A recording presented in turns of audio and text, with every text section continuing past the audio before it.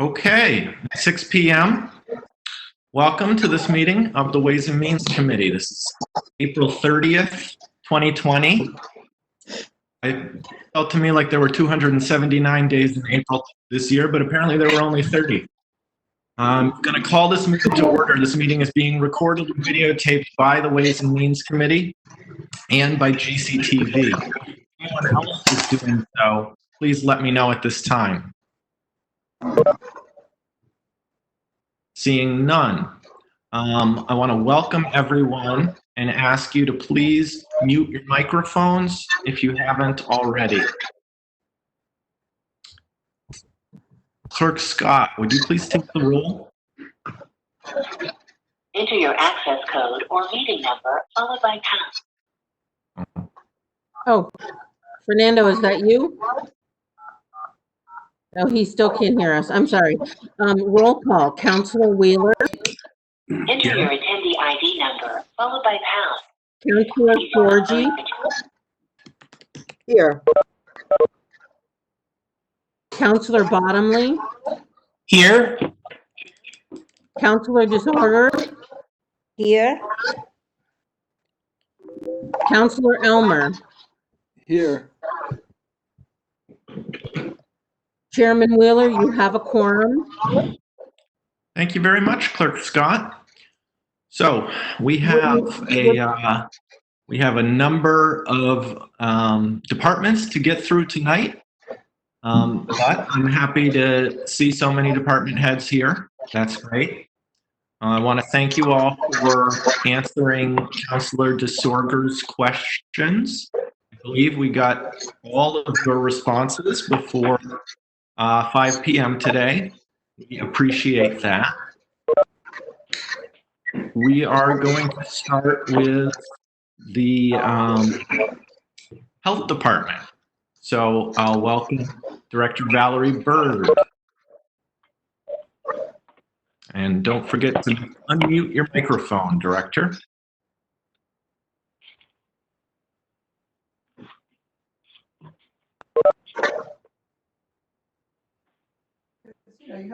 How do I unmute? You're, okay. I think I can hear you, Valerie. Okay, You're all good. set, Valerie. All right. Would you like to, I know the Health Department is kind of in the middle, much in the middle as anyone right now in dealing with the craziness of the pandemic. Do you want to give us a brief overview of how you're doing and where things are at?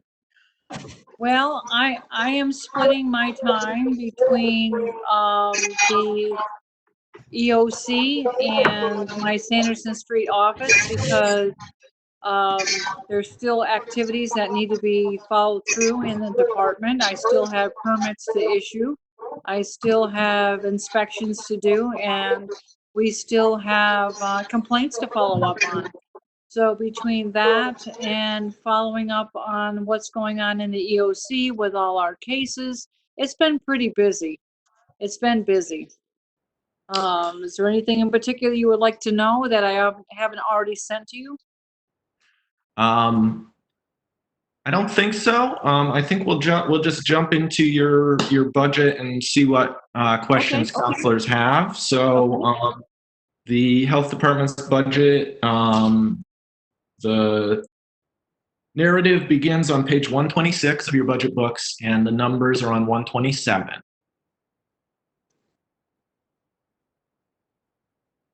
And I will ask the first question while committee members are digging through to find the right page.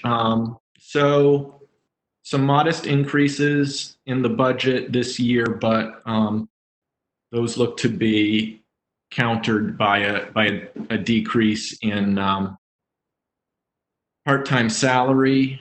I guess first of all, I should say how much I appreciate that we have a nearly mostly fully staffed health department at this time. I cannot imagine if this had happened 2 years ago. So you've got here a request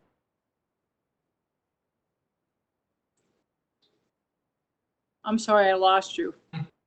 I understand that's to join the mosquito control district, and is that a shared cost between Franklin County communities to deal with mosquito? It is. I forget the name of the virus, but Right. it's not the virus that I'm thinking about right now. It's Triple E and West Nile virus. It is, and I put that actually in my narrative that I sent to you. I understand that if we don't have the money to join that, that's okay. We'll revisit it next year because we are so overcome with the pandemic stuff that I don't know how much time the different communities are going to have to develop that. So I'm okay with eliminating that $5,000. Okay, so if we had to cut, that would be If you had to cut, that would be yes. flex. And if you Okay. don't, that's a benefit to the city of Greenfield residents. Great. Yeah, personally, I'm sort of more inclined than not to make emergency preparedness steps such as that right now. But we'll see what other counselors think. We have a question from Counselor Forgy.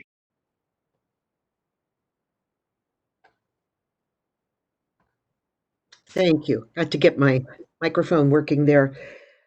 Actually, that's a great segue into what expectation do you have impact on your budget going forward because of the pandemic? Are you anticipating stepping up parts of this budget, preparedness? How much of that comes out of your budget, and how much of that would be coming from other places like EOC, allocations in money, police, fire, that kind of thing?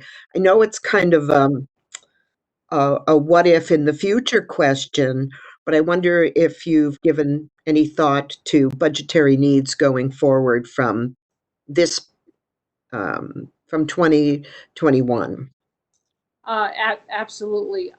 Right now, a lot of our expenses are coming from the EOC. Our needs are coming from the EOC, and that's from the COVID-19 FEMA money. And we did get a grant from the FERCog, which we are hoping to get another grant. And that pays for our nursing staff and our hospital liaison. So I do know that that part of it will be taken care of, I hope. As far as next year goes, we're just playing it by ear because nobody knows when this is going to end. I'm anticipating that it will go through the summer. So, and I don't have, go ahead. No, I was going to say thank you, and I wanted to also thank you as well and all the people that are on the front line. I add my voice to Council Wheeler's voice. This would not have been possible for us to do this great a job that everybody is doing if it had been 2 years ago. I'm very interested in knowing about the role your department will take in the preparedness question as we go forward after everything, I hope, quiets down. What we're doing right now, what we're doing is there's myself and one other inspector in the office, and we're taking the calls as they come in, whether it's a complaint or a restaurant inspection or somebody's not social distancing. We're taking those complaints immediately. We try to get on them immediately. We can't let them build up because then we'll fall behind. And I don't know what else I can tell you, but that's what we was doing. Thank you. Okay, great. Question from Counselor DeSorger. Hi. I just wanted to also say thank you first. I can have seen a little bit of what you're doing. It's unbelievable, and we are all very grateful.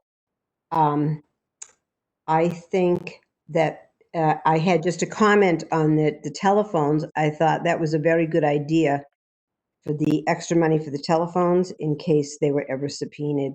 I had not thought of that. And lastly, I just had a question, and this will be something for as we go forward. Are you getting multiple complaints about is a lot of your time taken up by multiple complaints about what people think that, like, people are not social distancing, et cetera? Do you receive a lot of those calls for that? Yes, I'll say yes. Probably at least 50% of the calls are related to people not social distancing. I'll tell you, I had 3 complaints in one day regarding CVS about people not social distancing in the store. I've had complaints about people walking around the golf course.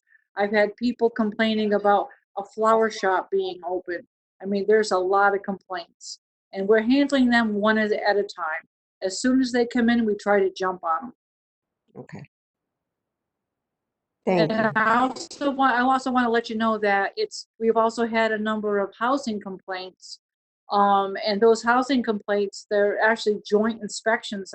Without the building department, we would be nowhere because we do them together. We might ride together, ride separately in our own cars, but we do the initial inspection together. Okay. Great. No further questions. Good job. I have another question about, we have the, Counselor DeSorger mentioned the $2,000 for telephones. I think the building inspections department has a similar request. It makes perfect sense to me. We are a city, we should be properly equipping our department heads. The $3,000 for legal expenses, that's in case, that's basically for housing court. Is that correct? Correct. That's for housing court. We also have to summons whoever summons the occupants of that particular house that we had recently, and we have to pay for that. Right. And that comes out of our budget. So that money would be for that, and also for the legal advice from our attorney, or representation from our attorney. That makes perfect sense to me. Can I ask where that money has come from historically? Has it, if there hasn't been a line item for it, has it come out of the city's legal expense? Do you know, or That I the don't know. general? I know the summonses, the health department paid for. As far as Roger's legal expense, I believe we split that between the building department and our department. You can check with Mark Snow on that. He would know that answer. Okay, that makes sense.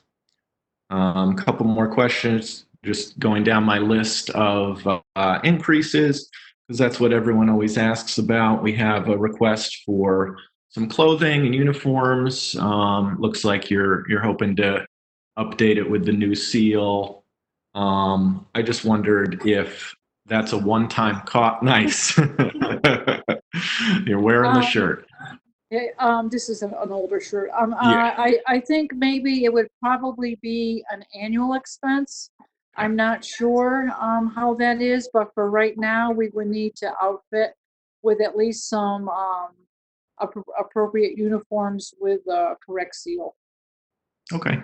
So and we have 3 people we're outfitting, so I thought $600 was very reasonable. Yeah. Any questions from committee members? Counselor Elmer. Yeah, thank you. And thank you for your service. I had 2 questions. One, the meetings and seminars line item, I wondered whether you're going to be able to do that with travel restrictions. And then the second, and maybe you're not the right person to ask, but do you have a sense of where the county is in terms of flattening the curve? Do you have any firsthand data? Thanks. The first question about meetings and seminars, I'm doing the budget like pre-pandemic. I'm looking at it from pre-pandemic standpoint. We still have to get our credits in. We still have to go to the updated seminars to get what's new in the field. So that's why I put that in. If I don't put anything in and the pandemic is over in December, January, then where are we? And we have no money for training, and that training is a requirement. As far as flattening the curve, we're kind of like level, but It's only been for a couple of days. You really have to watch it, and we'll see what happens in the next couple of weeks. Thank you. Okay, thank you very much, Director Byrd. Are there any further questions? Okay. Seeing none, thank you for all the time and effort you're putting in, and please thank your coworkers in the department for us. Thank you. Okay, so next up, Council on Aging. So we'll welcome Director Hope McCary. Hello.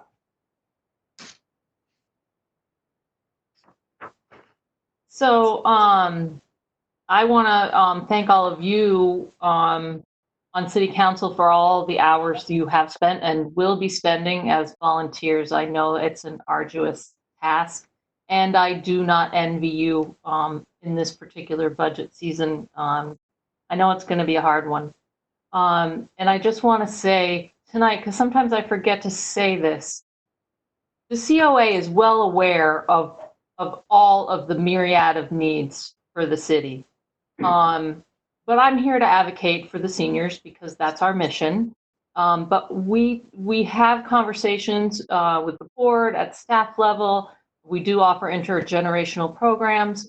And so even though I'm here tonight advocating for the Council on Aging, it is also with a mindfulness that we are part of the big picture. I also wanted to give a shout out to the EOC, who is now located in the building that's usually the senior center.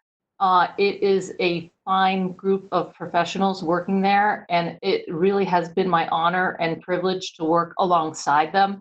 I have learned an awful lot, and it's been quite an experience, and I just admire all of you very much, very much.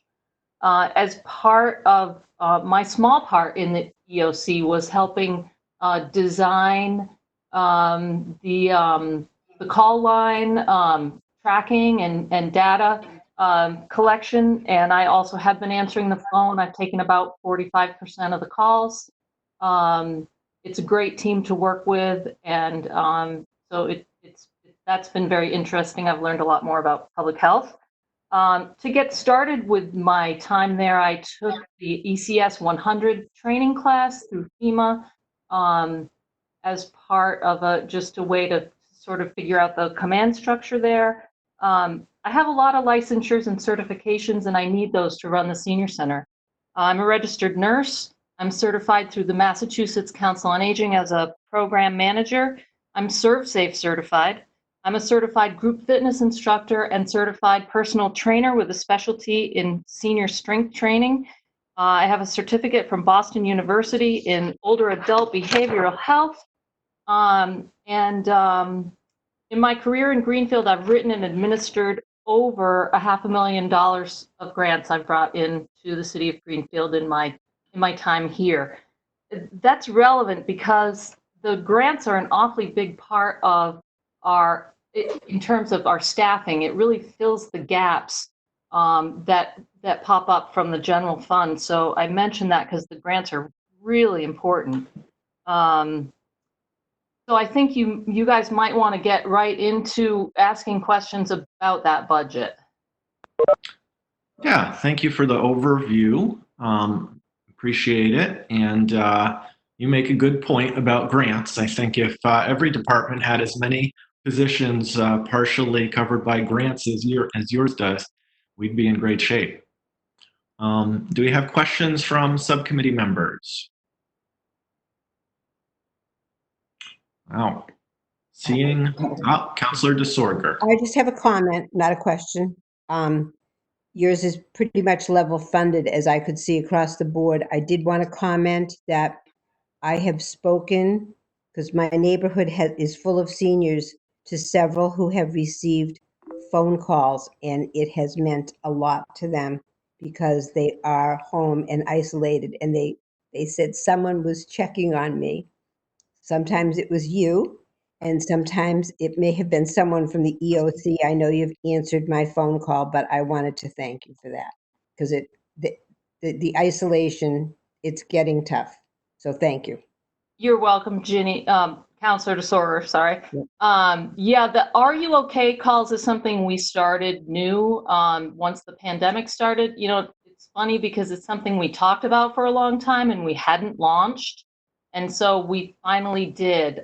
We have 6 volunteers working from home. These are our usual, some of our usual front desk volunteers, in addition to the staff. We have made over 1,500 phone calls to Greenfield residents. We continue to do so.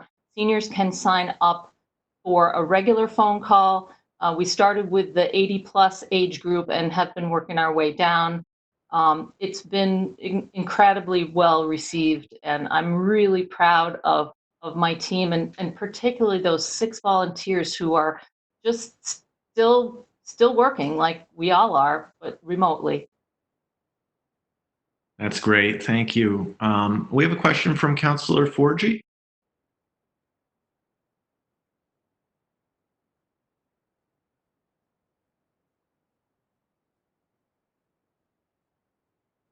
Okay, thank you. Hi, Hope, haven't seen you in a while. Just because we're a new finance, Ways and Means Committee, excuse me, I wondered if for the purposes of knowledge to the group, could you just explain what longevity pay is?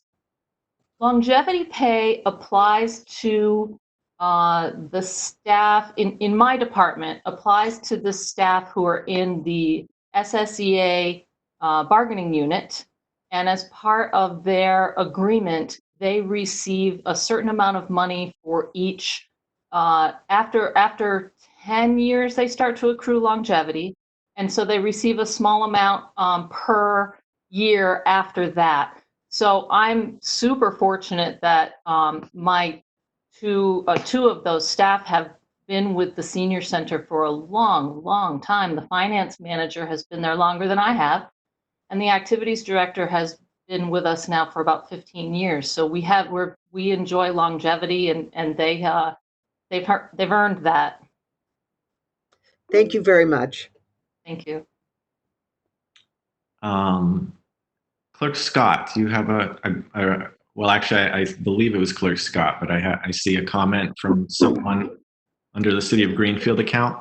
It is. I just wanted to comment that there is a quorum of the council viewing the meeting and caution councilors not to constitute a quorum in discussion for discussion purposes.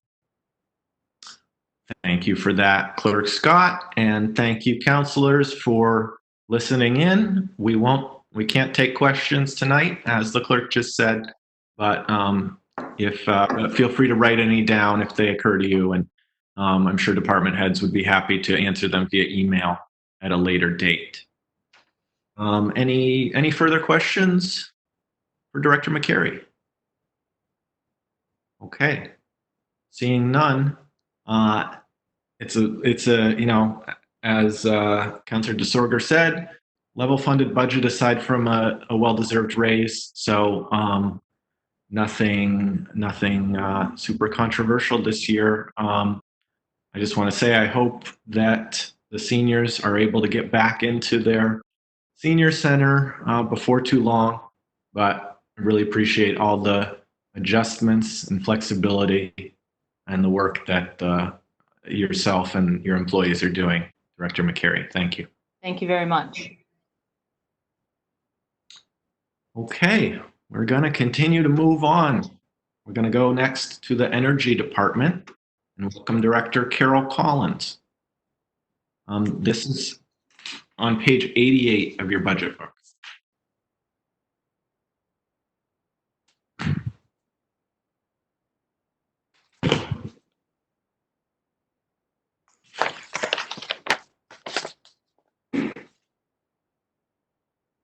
Welcome, Director Collins. How are you? I'm well. How are you? I'm doing well. We're going to struggle to ask too many questions with your budget since it actually went down. I know. We'll try to pass the time. Yeah. You want to give a brief overview of either your budget or the department in general? Sure. Well, I'll just say that I've been looking at the budget as a kind of a means to get out an abbreviated annual report. So the narrative kind of gives an overview of what we've accomplished in the past year and what we're looking forward to doing. So we're on track with all of that.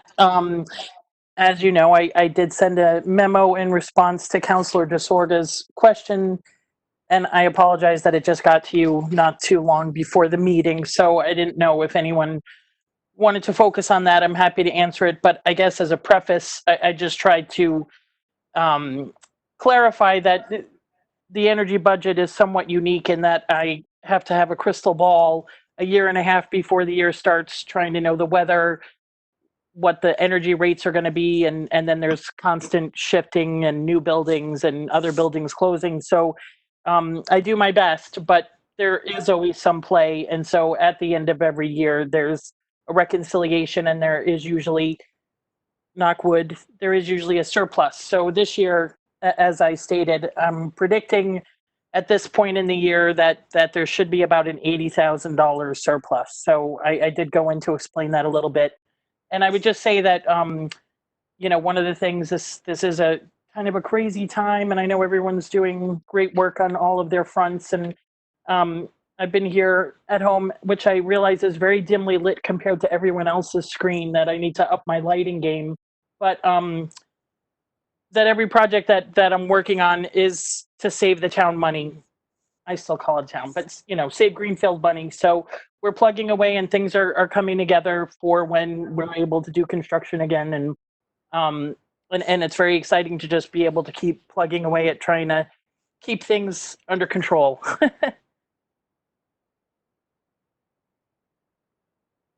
Did you freeze or did I? I think that, and your work in particular is a model for the type of analytical thinking and implementation that the city needs more of. So I really appreciate it. I appreciated your narrative. In your narrative, you noted the building dashboard, which in 2 years on the council, I had never looked at. Well, So, it's only been around for about 6 months, so I printed one out so everyone can see. And I wanted to highlight, thank you for bringing that up, that on the city's website, there is a link from the homepage. There is now comprehensive building data on each of the municipal buildings. That it's a lot to kind of pull together, and it's kind of a work in progress, but it does, in addition to talk about the building details and energy consumption, it also talks about completed and planned capital projects to kind of have one central location to see a snapshot of what's going on. So I hope that may be of use to the council in the future. And thank you. Yeah, I would encourage everyone, everyone on the council to take a look at it. I found it useful. I immediately started jumping around and looking at some of the capital projects. I looked at Newton School, that sort of thing. It goes into a level of detail that I appreciated in terms of, does it have single pane windows, double pane, that kind of thing. So I really appreciate it. I think we had a question from Councilor DeSorga. Thank you very much. It's always a pleasure to listen to you, because every year you're finding something extra to give back. It's wonderful.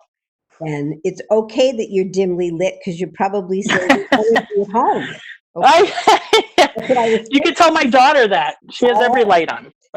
So I just had one question, and that was in regards to, and thank you for sending that information, the Green River School. Yes. The 21,000 that won't be expended. That's for that I'm assuming is for all of the expenses of that school.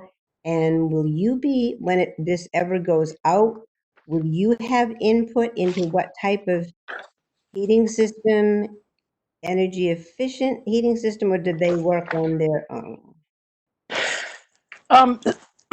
It's actually kind of a long answer, so I'm going to try to make it as brief as possible. But I've already spent a lot of time working on the heating system replacement for Green River School, and there were challenges in that, and it is still, as far as I'm aware, to be moving forward. I was really hopeful to do a system similar to the John Zahn Center, or now that we have at the town hall, heat pumps. It turned out that in the end, we just couldn't make it work. So it is supposed to be a very high efficiency gas fired system that will be a lot less than it was previously when it was open. And I'll be working with George Vandelinder and the school department to make that happen. Mm-hmm. I'm not exactly sure of the status of it currently, but I believe that it's in the works for an RFP. Yes, I listened. I don't think the RFP has gone out yet, so Yeah, I don't think so, but they Yeah, take a we- while. I was just curious about the efficiency, if it was going to. Well, I'm going to be No, no. pushing for the highest efficiency that we can get, and Okay. we've already been in conversations with utility to get rebates and to work with them on that. So they're very supportive. Okay. I have no other questions. Thank you. You're welcome. Thank you. Okay. Any further questions from Ways and Means members? Okay, I'm going to recognize President Stempel. Just in spite of what I just said, we can have 6 counselors participate in the meeting. President Stempel, did you have a question or a comment? Everybody, just a quick comment. I just have to get in my praise for Director Collins at least 5 or 6, 7, 8 times a year. I'm just always impressed with the work that you do, Carol, and the amount of knowledge, the wealth of knowledge you bring to the city of Greenfield. And so if praise isn't enough, but I want to continue to encourage you and keep you here in the city because you're just such a value and such a light too. I've always enjoyed working alongside you. So thank you for putting this budget together and all the work that you do to help us honestly keep our budget down. So I wanted to thank you. Oh, thank you very much. It's my pleasure. Yep, I just want to echo what President Stempel said. Although I do worry, Director Collins, that you are going to get so good at predicting our energy budgets that we won't have these surpluses that we enjoy. They're still happening. No matter how much there's always things going on. Good. Any further questions for Director Collins? Okay, seeing none. Thank you, Director. Thank you so much. Okay, pulling up my agenda. Next on the list, we have the Licensing Department, page 78. And I believe we'll welcome Chief of Staff, Letourneau, for this one. Yes. Can you guys hear me? We can. Great. I unmuted you, but I've got these earbuds and I'm always suspicious whether or not they work. So I'm here on behalf of Lori Krikorian from the Licensing Department. In my role as Chief of Staff, I am also technically the Director of General Administration, and so I oversee about 12 departments and all the work that they do. And I want to just say before I get into licensing that I'll just, this will be a love fest a bit, but I'm just so impressed with everybody who's been working with the city, the directors who went ahead of me, but also all the staff of the city and the department heads, and just the amount of work we did to get to the point where we can work remotely, where we can address the pandemic.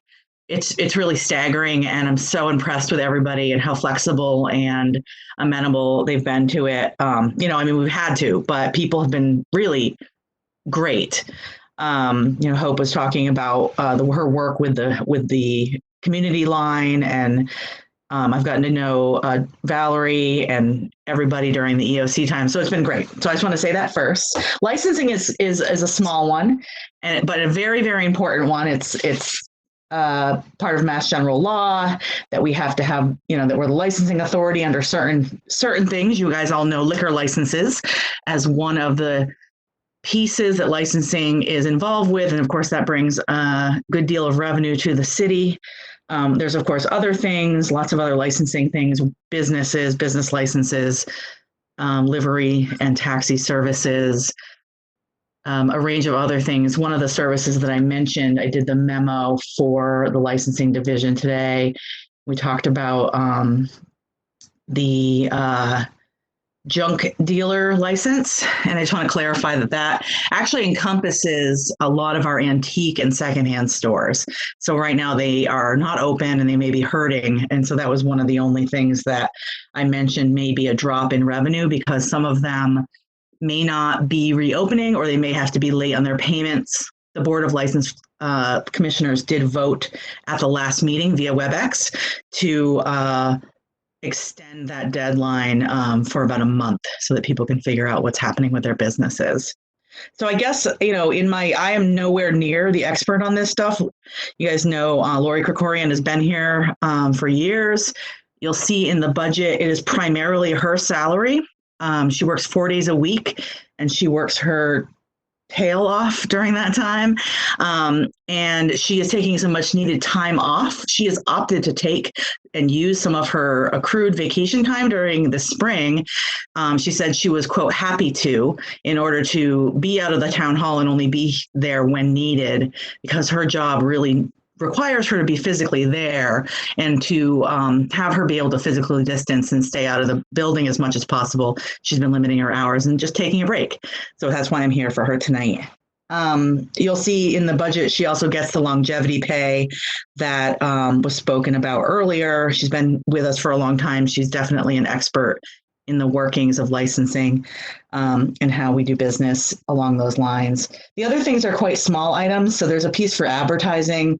That's required by law. There are certain things that need to be advertised in the paper before they have a hearing. As you guys know, as counselors, there's all these requirements. And then there's a small amount for office supplies.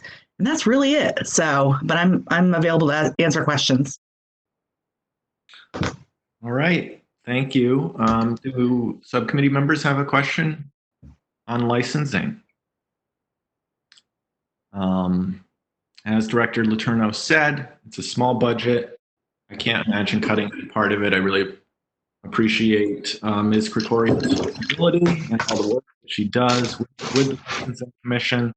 I think they process an astonishing number of licenses in the brief hours that they meet. I'm always on their agenda and been like number 38 or something that they get through. Yeah. But I do have Totally. Yeah. Oh, Councilor DeSorger.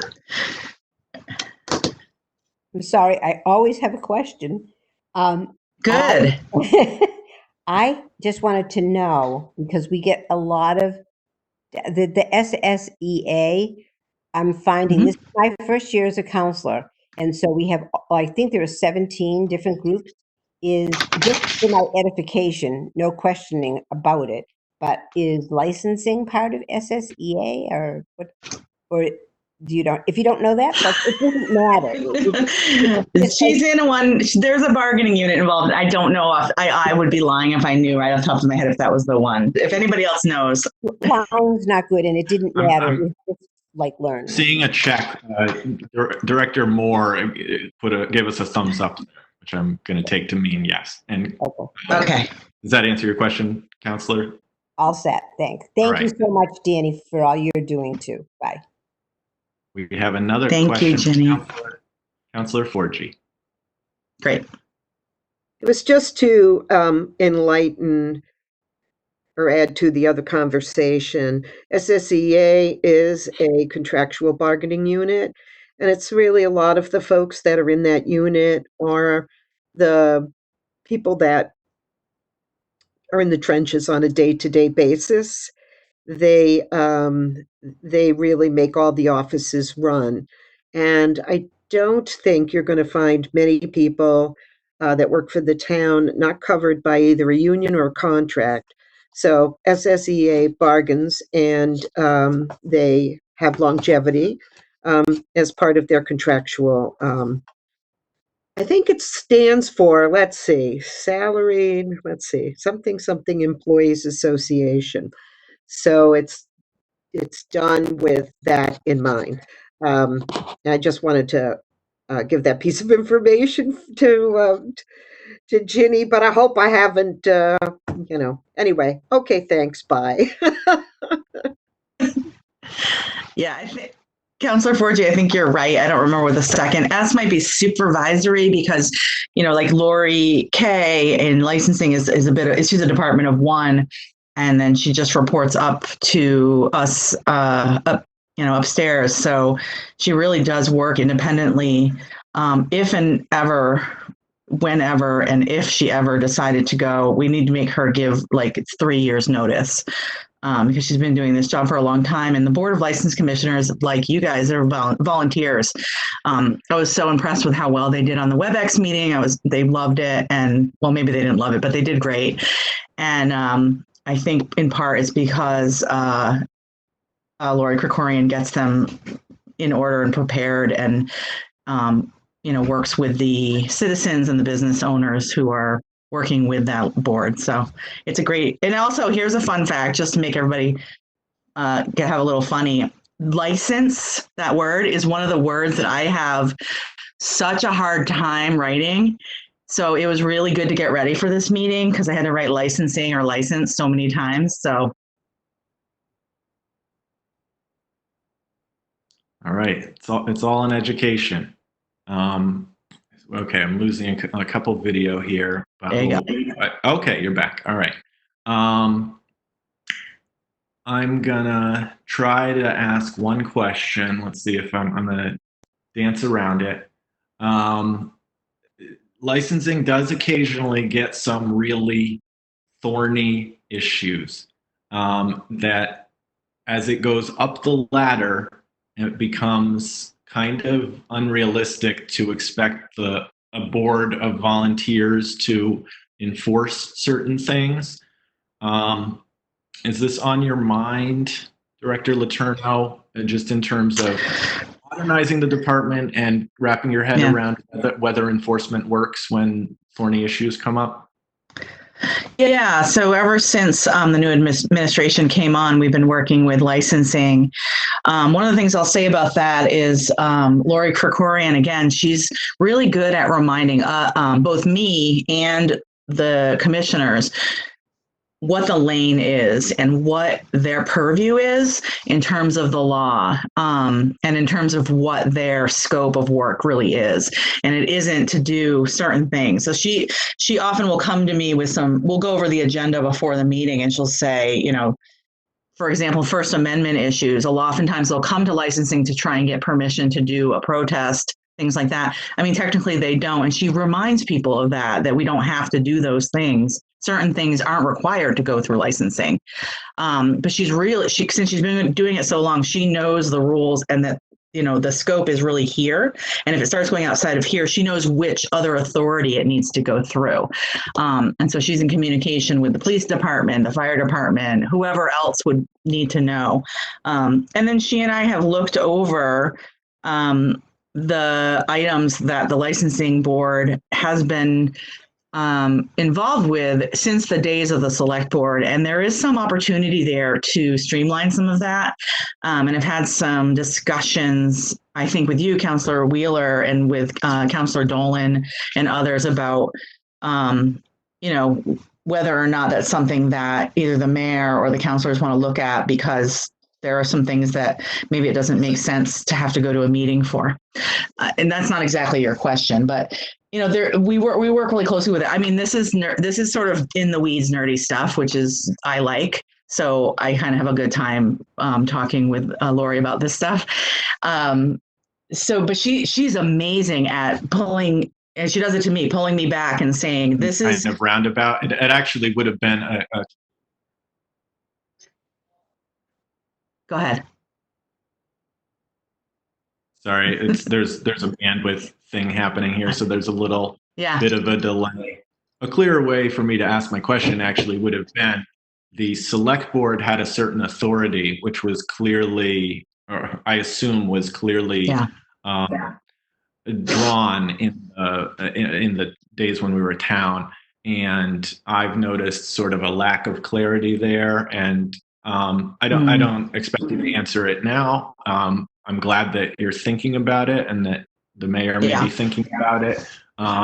If there are charter changes that you think might be appropriate, I would just encourage you to bring them up later in the year, and I'm sure we'll have further conversations on this. Right. Right. Yeah. We're talking about it.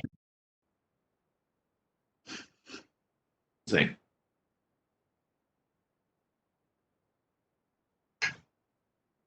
Okay.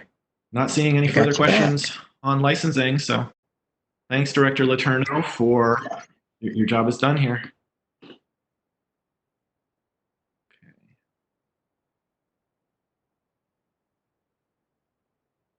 All right, we're going to welcome Director Eric Torog, the Planning Department. You flip the page on your budget book, it should be page 79.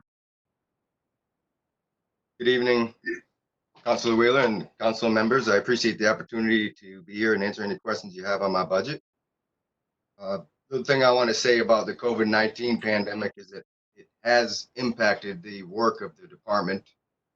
Much of our work involves public forums and large gatherings of people to gather public input. So the two major projects that have to be put on hold until the pandemic situation is resolved is our municipal vulnerability preparedness grant.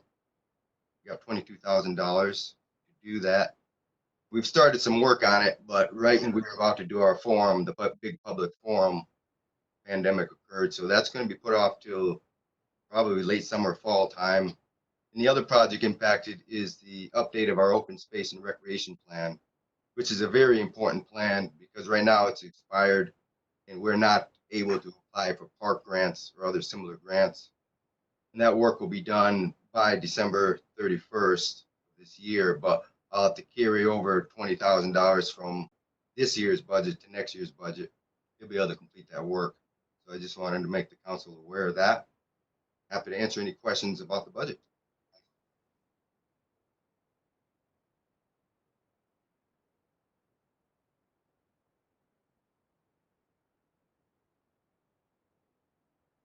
Glad that you're working through it. Do we have questions from councilors?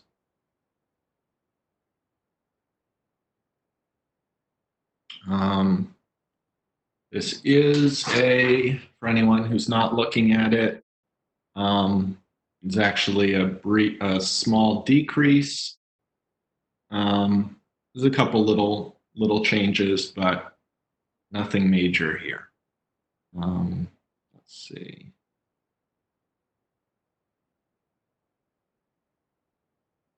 Councilor DeSorger. This is also just a comment, but to Eric, thank you. We were working for months on emergency preparedness and hazmat. And as you can see, these plans all need to be in order. That actually was what he was speaking of. So thank you for all you're doing. I didn't have questions on your budget. I just wanted to comment and say thank you. Thank you.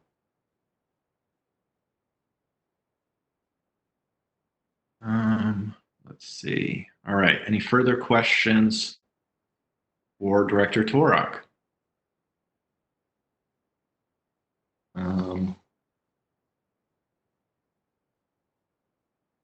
Okay.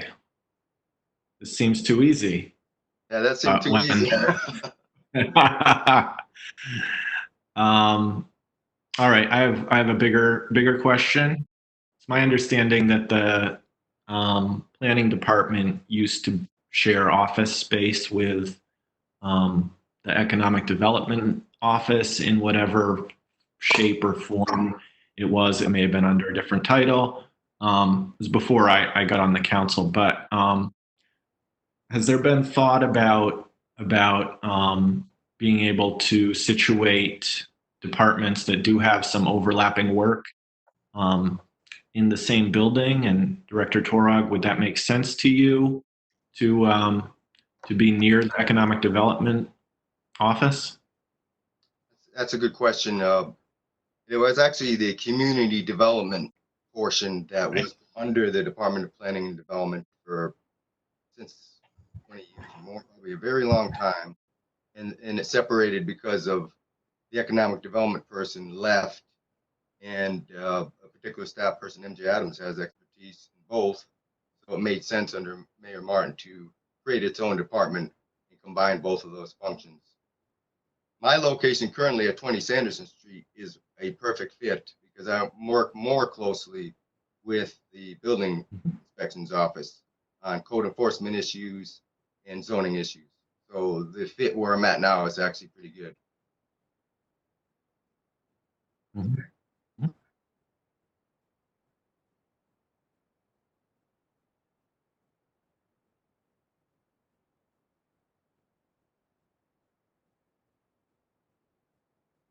Okay, good. Yeah, that answers my question. That's makes sense.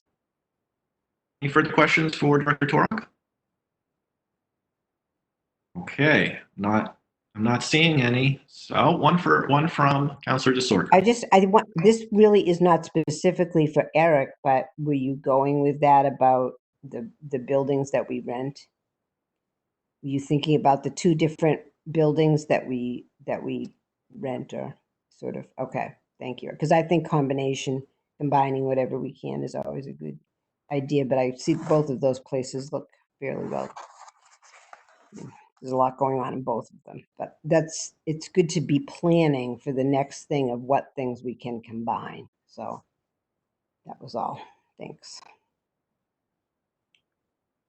Yeah, Mayor Wiedegartner, you have, I imagine you have something to say here.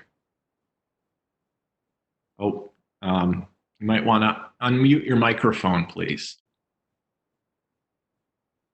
I've been trying to be a good bandwidth citizen, so sorry about that. Regarding your question, Otis, and it's a very good question. It's ever present on my mind with regard to how Eric and the planning department, the building inspections department, and the economic development department are located. And I think I've said this often. They, you know, regardless of whatever happened in previous administrations, I think based on my experience, the three areas are critical to one another with regard to how we move forward with economic development in the future. I would love to see the three of them together. I don't care what building it's in, but it is an important piece of how we proceed. So we're thinking about it, but this was not the year to do anything about it.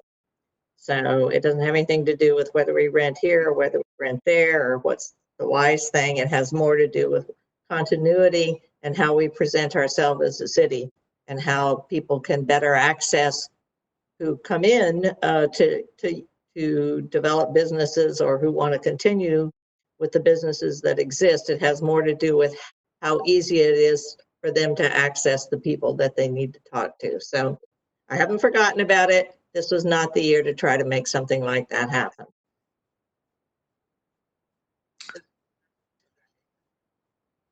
Absolutely. I certainly hear that, but I'm glad it's on your mind. And I think, unless there's any further questions, we will move on to the city clerk's budget, which is page 75. Hi, everybody. So the city clerk's budget has an increase of $7,200 and change.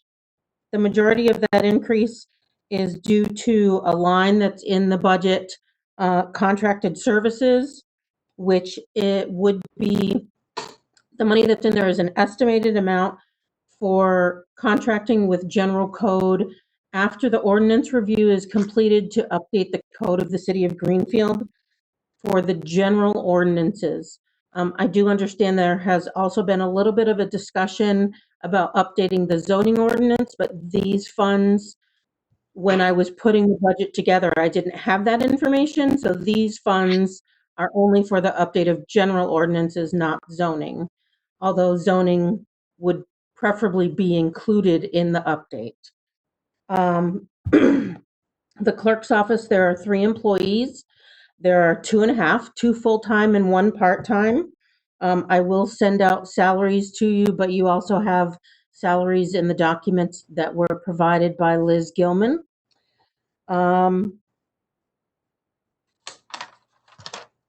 One of the questions that Jenny had asked was, would I be expecting to return any funds to the general fund?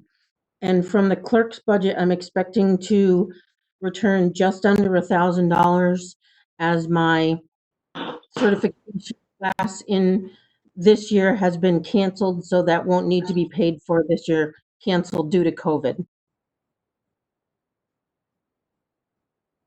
Okay, thanks for the update, Clerk Scott. Do we have questions from subcommittee members? Councillor Elmer. Hi, Kathy. I see a line item, bookbinding has been cut by $2,000.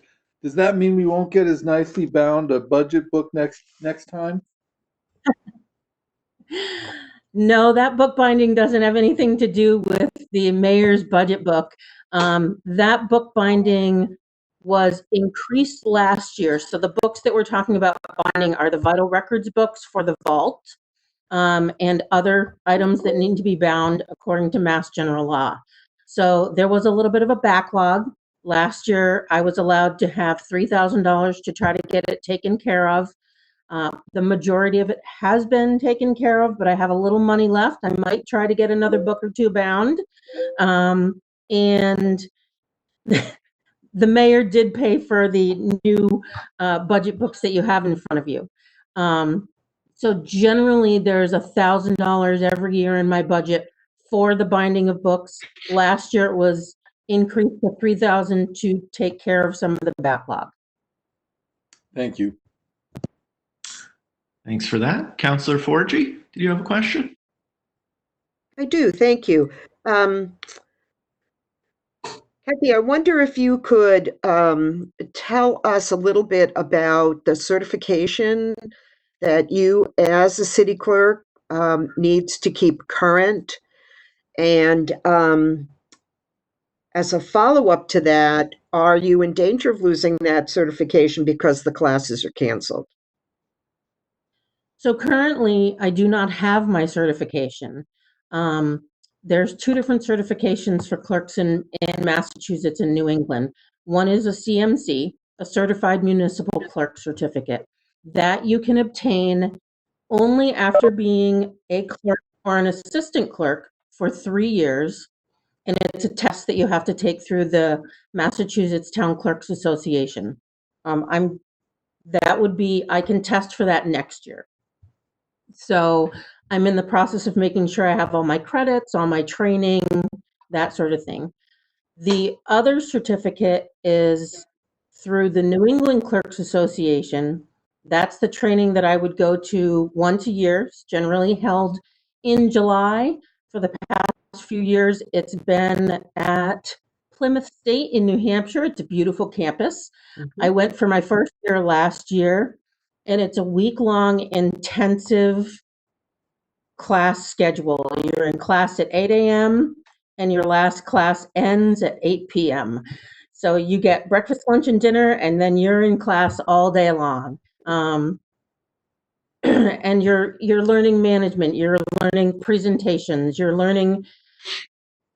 forming bonds with other people that do the like work that you do, so that you can have a base in which to stand on to flourish in your position. So it's not all just about how to get the job done, but it's also about relying on your peers to assist you in getting your job done. So I do not currently have either one of those, but I am working towards them. Thank you. Thank you. Any more questions for Clerk Scott? Okay. Councillor Wheeler? Oh, yeah. Did you also, so I also oversee the council budget, the election budget, and the registrar's budget? Of course. It's okay if you if you're able to point me to the page number, I think we might council take budget is questions. Oh, sorry. Would you say that again? Page 60, yep, page 60 for the council budget. Thank you. There was an overview of the council budget. Council budget increased by just over $1,800. The majority of the increase is due to contractual obligations. The council has one full-time employee, and you'll also see the stipend for the counselors is in that line. On all four of the budgets that I oversee, I took a three-year average of supplies and advertising to come up with the number that I put in my budgets. So that's just how I decided to estimate the average of advertising and supplies. Very good. Well, this is our own The budget. elections. Yeah. I was about to say, this is our own budget. I know it pretty well, but yeah, go on to elections. Okay, elections is on page 77.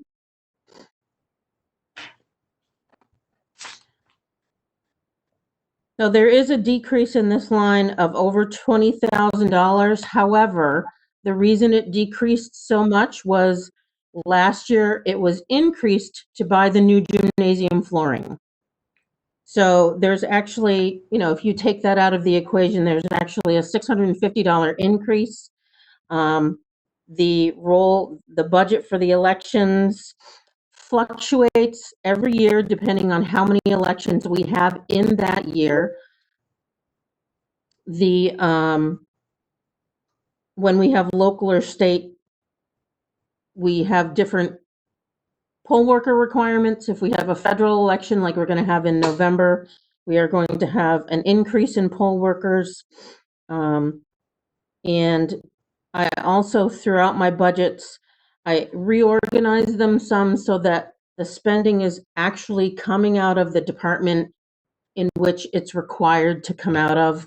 I moved around a little bit of street listing and census work because it should have come out of registrars and it wasn't there before. So I'm just trying to make it my style. Actual spending. That's great. We appreciate accuracy. Can you in any way foresee what impacts might occur if voting was by mail this fall? So it's being discussed. The state is discussing and trying to lay a base for it. There are a lot of questions, from the clerks. If we will always do whatever we have to do to get the ballots to the people who want to vote. If we have to mail one to every single voter, that's what we'll do. We will be, going a little crazy. Lots of mail going to the post office, and an increase in the postal expenses for the mailing of all of the ballots, because they are more expensive than just a regular stamp. So we don't have our instructions yet, but it is being discussed at the state level. Okay, thank you. All right, we have a couple questions here. Councillor Forgy, did you have a question on one of these three department budgets? I have a question on our council budget. So bear with me because my first year as counselor.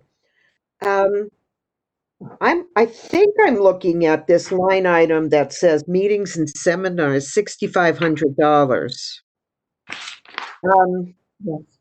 Okay, can you tell me, A, the purpose of that, and B, how much did we expend last year? Does anybody know that? So meetings and seminars, there's an ordinance, I can't remember the chapter off the top of my head, that requires there to be funding for counselors to attend meeting and seminars. And along with that goes mileage reimbursement. Okay. I can tell you that 3 counselors did attend, I think it was an MMA meeting in Boston. Okay, And when you attend, your fee to attend is covered. If you have overnight stays, meals, travel costs, all of those things are reimbursable. You do need to present receipts, so on and so forth. And they're submitted from the clerk's office through accounting to be reimbursed for the counselors. I would say off the top of my head, probably about 1,300 of it was used, maybe more like 18. But it is used, and there's a lot of good education that comes along, especially through the MMA meetings. okay. So this line item is for the purpose of counselors to educate themselves on a reimbursement basis. Okay. Yes. Or my question, I guess, is for instance, if I saw a seminar I wanted to attend, the MMA seminar or whatever, and it says the dues is $700 or whatever to attend, then would that be sent ahead of me or would I have to shell that out? So the ordinance actually stipulates that each counselor has no more than $500. So 500 of that example would be covered.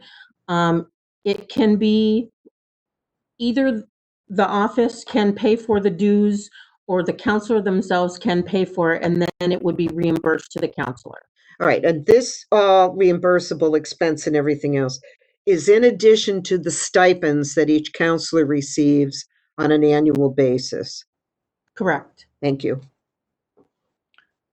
Good question, Councillor Forgy. Thank you for that. I'd just like to add a couple things, which is that the Mass Municipal Association does make it easier to register for a lot of their events by giving you the option to bill the city. So in some cases, if you get permission to go, you can choose that option. I took advantage of attending the annual meeting of the Mass Municipal Association this year, and I recommend it to all counselors who are interested as a really good way to network and find out what other cities are doing. And also, I was there with the mayor was there and Director MJ Adams. It's a good chance to get a lot of professional development done. And there will, or almost assuredly, be departmental turnbacks on that, because the reason that the line item is $6,500 is because it appropriates $500 per counselor. So naturally, there will always be a few counselors or many counselors who choose not to attend any seminars, but that money will go back into the general fund. I think Councillor Elmer had a question. Oh, and don't forget to unmute your microphone, Councillor. Okay, thanks. On the elections, a lot of cities and some states have switched to ranked choice voting, which would add complexity because you'd have to do elections in a different way, but would save on runoffs. Do you have a sense of whether that would be a net loss or would that be a net cost? Would that cost more or cost less? I didn't consider that when I was putting my budget together. I haven't looked at the numbers and how it would affect Greenfield, but it is something that I can look into and get back to you on. I don't have any information for you right now. Okay, thanks. Yeah, what I would add to that is that a move to ranked choice voting would likely have to come from City Council, and part of the ordinance would hopefully involve looking into what Councillor Elmer just asked. It would also require a charter change. That's right. Good point. And something like that may need to go to the voters for support because it's such a drastic change. Yes. Very good points. Councillor Forgy, did you have another question? Yes, thank you. I must have been asleep at the wheel and I apologize, but um, Kathy, when you were talking about your Board of Registrars and election budget, so on the election budget, you said that the $25,000 is not in this year's requested budget for, I'm looking at purchase of services now. And did you say that that was for repair to flooring? So the 20,000 was for the new gym floor covering for the Greenfield High School for elections. So is it a covering that goes on the floor temporarily? Yes, for Got it. election only. Got it. Thank you. Thank you. Yep. So if you were wondering what the biggest tarp you can buy costs, it costs $20,000. So it's actually 19 and change. We're Okay. rounding up. All right. Any further questions for Clerk Scott? All right. Not seeing any. Thank you, Clerk Scott, for everything you do, and thank you to Tammy and Geneva and Tara, all of whom I've probably talked to in the past 2 weeks when I call the office, and there's always at least one person in there, which is great. So thanks for continuing to do your work. You're very welcome. Thank you very much. Okay, I'm gonna pull back up my agenda here, and we are going to move on to building inspections. If Inspector Snow is on the line, I believe he is. We will turn to page 100.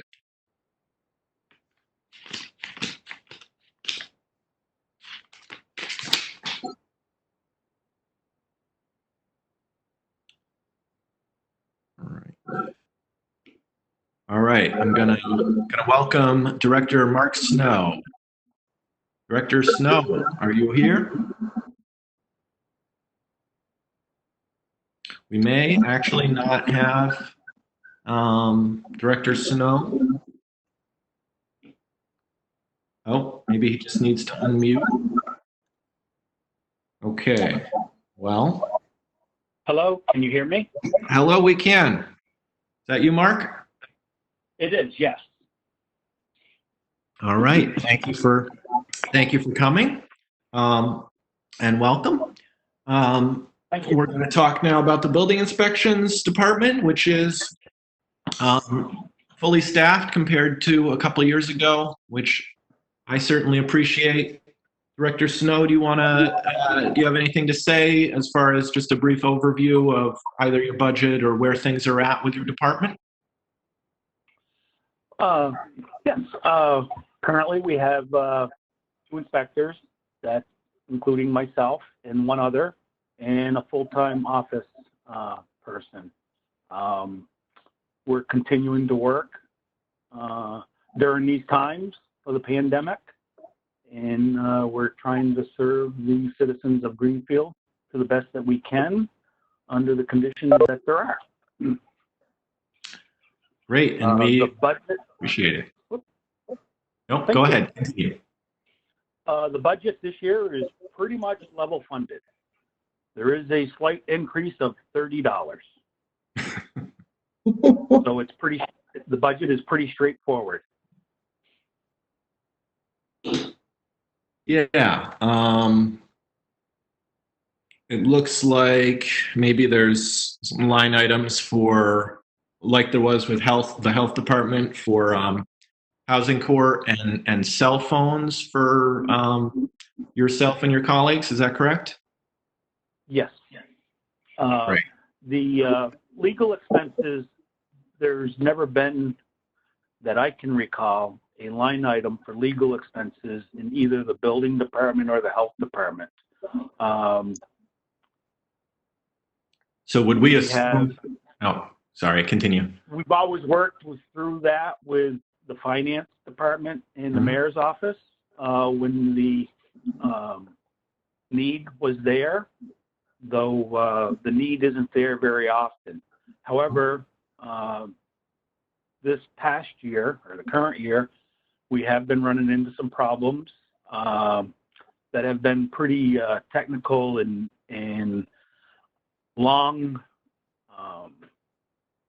time-consuming problems with some housing. So as a result, we've had to have representation, legal counsel for housing court. Right, and that makes sense to me. And if it is or may be a predictable expense, I certainly see the need or the advantage in putting it in its own category. Do we have any questions for Director Snow? Okay. It looks like we may not. Director, I certainly appreciate that you're able to continue working in the emergency. I think I've noticed that you and Director Byrd seem to work well together, and I appreciate that inspections are continuing to happen throughout all this. So thank you. Thank you. I do have two other budgets that That's are right. underneath me, underneath the building department. If you would like to discuss those. Please do. Yes. Okay. The first one is the weights and measures. The city of Greenfield contracts with the Commonwealth of Massachusetts for a state inspector to perform the inspections here in Greenfield. That's a straight fee that is invoiced from the Commonwealth and paid to the Commonwealth. It's $10,000 fee. It's been that way for a few years, and at this point, we're not anticipating any change. Great. That's straightforward enough. Yes. And the last is the FERCOG inspection program. The city of Greenfield contracts with the FERCOG for electrical, plumbing, and gas inspections. That budget has gone up slightly. However, that's a contract that is, I believe it's developed and established between the mayor's office and the county. Very good. Any questions from councilors on the FERCOG inspection program or any of Director Snow's budgets? Okay. Not seeing any. Let's see. You did have, I will ask, you did have a request which was not granted for a part-time employee. Would that have been for another part-time inspector? Yes. Okay. All right. There was actually a $29,000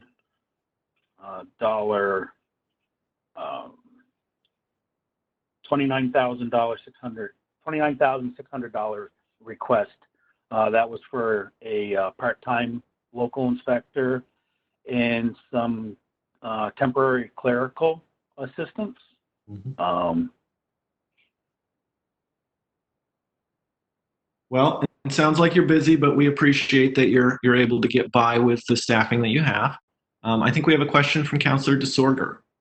Mark, thank you for all you do. I just have one question, and this is just something I don't know. What are we weighing and measuring? Weights and measures? I know. I'm saying yes. This is great that we're level funding it, and I know maybe I should know that, but I don't. So I just thought maybe you could explain it. Okay. The weights and measures are all the measuring devices, such as the gas pumps, where you pump your gas. Weights and measures, the scales in the grocery stores, all retail establishments, things of that nature. Those have to be inspected and certified by the weights and measures inspector. There you go. I'm glad you're not weighing me after COVID-19. I'm in the same boat. I just didn't know what it was, so thank you. You're welcome. Any further questions for Director Snow? All right, I don't think so. Thank you, Director Snow. Thank you. Everyone stay safe. You too. All right, so now I'm gonna ask us to turn to page 136 and 137 in our budget books. And I'm gonna welcome Director Christy Moore. I hoped to do this while the dog was still on camera, but I know, sorry. we're too late. So welcome, Director Moore. Would you like to give us a brief rundown of where things are at? I know you're in the EOC, I think. Is that correct? Yes, actually tomorrow will be my 30th day over at the EOC, and I'm grateful to be in such a beautiful facility. Hope, thanks for sharing that with everybody over at the EOC. I can't wait to be a senior so I can join because it's a beautiful facility. Have a few years yet though, thankfully. So my budget is pretty straightforward. It's this is my 14th year and it's been nothing but salaries. Someday I look forward to actually having some operating expenses in there other than salaries, but we do a remarkable job with the staffing that we have, which entails 3 full-time people, myself, an assistant director, and a program supervisor. And then we hire, 40 to 50 seasonal people throughout the year. And we have anywhere from 7 to 9 at our after-school program at Four Corners and 3 to 4 at our after-school program at Federal Street, which are 9-month positions, obviously when school's in session. We run and manage all the special events, the programs, the parks, all the fun stuff that right now sadly is delayed and on hold because of our COVID-19 crisis. I'm not sure what kind of specific questions you may be interested in, but as I said, we only have 3 staff. My budget did increase this year because our current mayor was wanted to support the teen center. We've done a lot of work preparing to open that, and then COVID-19 happened. So we do have a part-time position in the budget. It's 19 hours, which will run the teen center with us and work closely with the youth commission, which has desperately been needing a position to work with and run programs. So we're hopeful that that will be supported this year in our budget. We don't expect to have any overages because we are pretty close to the dollar amount in our budget. We do have, myself, I have some longevity in there, and just so that everybody knows, SSEA stands for Salaried Schedule Employee Association, so that everyone knows. I currently am the president and look forward to start negotiating with the mayor in the city.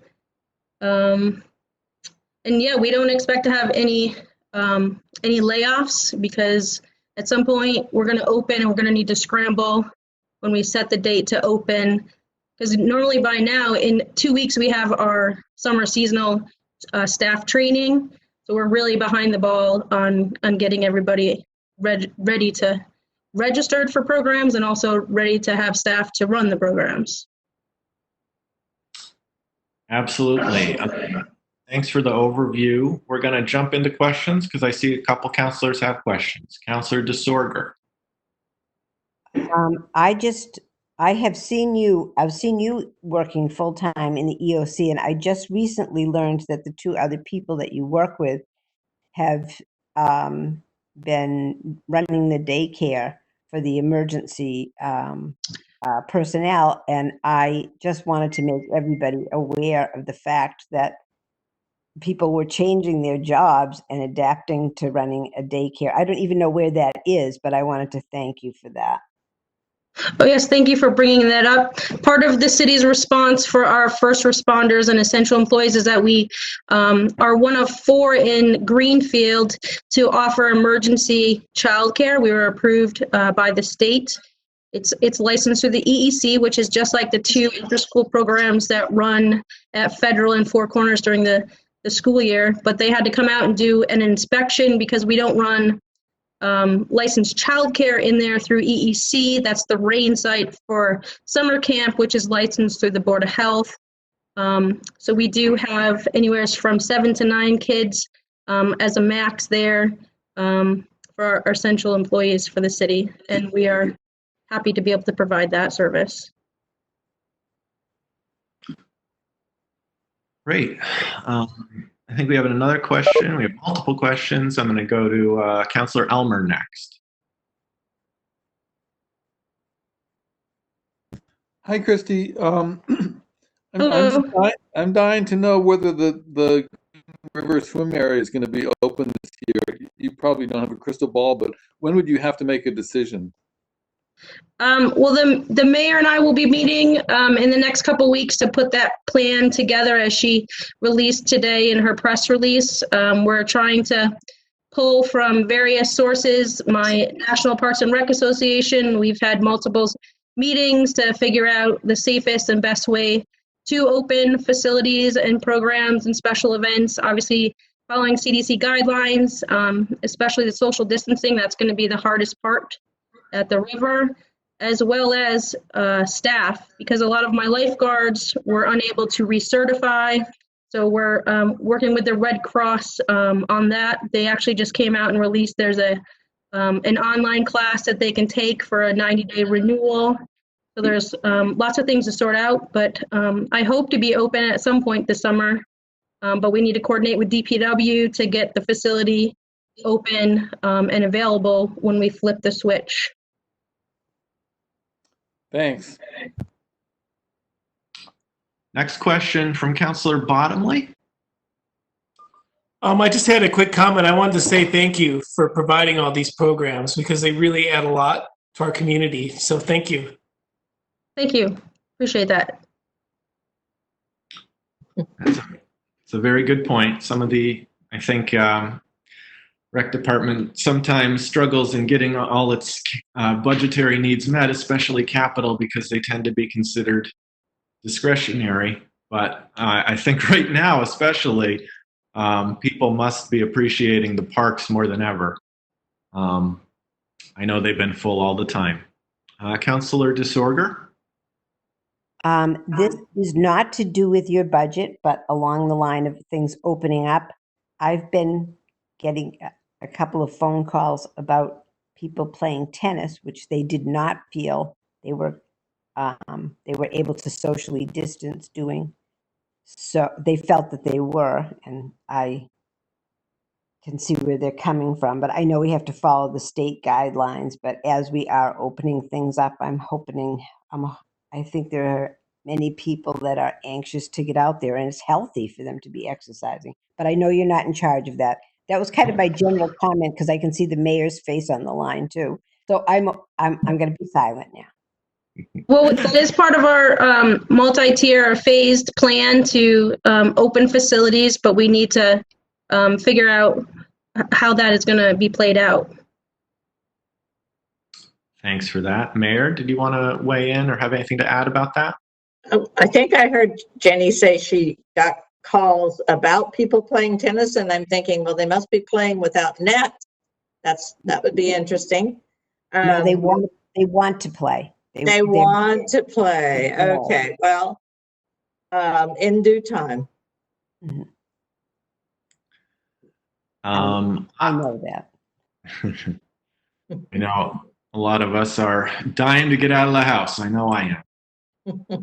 I have a question about capital, or rather, I'm just going to point out to councilors that the mayor recommends borrowing $82,000 for the playground at Four Corners. I actually biked over to Four Corners just a few days ago to look at some other capital needs with fencing and windows, and I totally forgot to look at the playground. Anything you wanted to add about that, Christy? Sure. So the playground at Four Corners, we've kind of pieced it together over the years, and the core center structure is what we'll be replacing. And then because the ACES program is over there, which is a program for people with physical disabilities, there's going to be many new pieces that they can then access, because right now there's not enough that they can get to, like ADA accessible swings, a lot that do circular motions because they find that relaxing and soothing for them. So it'll be one of the best ADA accessible playgrounds in the city. That's terrific. That's a really, really good point. Would the footprint be about the same? It'll be a little bit wider. Yeah, okay. We have to work around with DPW. I'm not sure if Marlo is on here. I think I see him, because there is a drain line that goes through, so we have to adjust around that. Right, and there's also the capital request for sidewalk from the parking lot to the front of the building there. Any further questions from councilors, either capital or budget operating? Well, thank you so much. This does feel like a chess game here. Like I haven't played chess in a while with everyone popping up. It's quite fun. Is it fun? It's maybe not the word. I was going to use the word draining, but sometimes it's fun. As long as nobody's walking around where you get seasick, I think it's great. It's nice to see everybody. Be well. This is Christy's first meeting, Otis. She hasn't been on for all of the. Oh, yeah, no, I just called in, and then my rec commission and my tri committee are much smaller. Yeah. Well, this is standard for us. It's 20 every time, but thanks for jumping on. We appreciate it. All right. Thank you. Okay. All right. I'll pull back up my budget here and welcome Director Fernando Fleury of the IT department. IT is on page 73 of your budget books. Welcome, Director Fleury. Thank you for your patience. I know you've been sitting here for 90 minutes already, but we appreciate it. Oh, and your microphone is muted.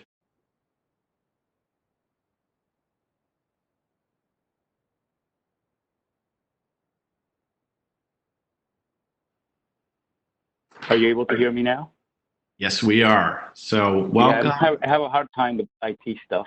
I don't believe you. No. So as you can see from the book, we were extremely busy last year with our projects, and that is a list of our major projects. We did a lot of other small things that just I didn't want to keep writing.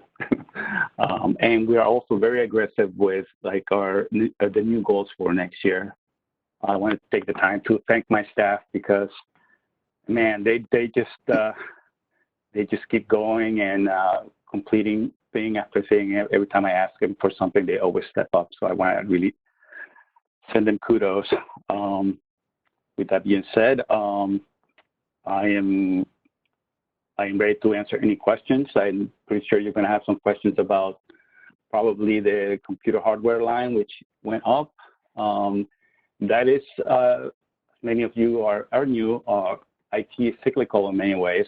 5 years ago, I started here, and one of the first things we did was rebuild the backbone of the city, meaning switches, network equipment, and it's going to be 5 years again.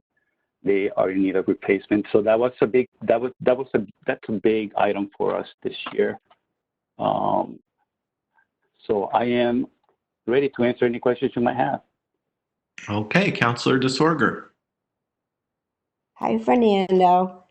Hi. Thank you. I had a question about you also helped the schools to get, I heard that you helped the schools to get their computers ready to go out. Is that so? We helped the accounting payroll part of the school. to get. They actually didn't have laptops available, so we gave them some from the city until they got theirs, and then we did help them with that. Yes, the city also does help the school with their accounting software, and we also maintain the HVAC systems, computer systems that Director Randall in there uses. Mm-hmm. So we do work together with the schools. Yeah. Okay, Councillor Elmer, did you have a question? Yes, thank you. Can you explain the more than threefold increase in the software budget? What software is that? In the software, it went up by probably $3,000 from last year's. Are you talking about computer software or software maintenance? Computer software. Yeah, so last year, all we needed to buy was basically some copies of Excel.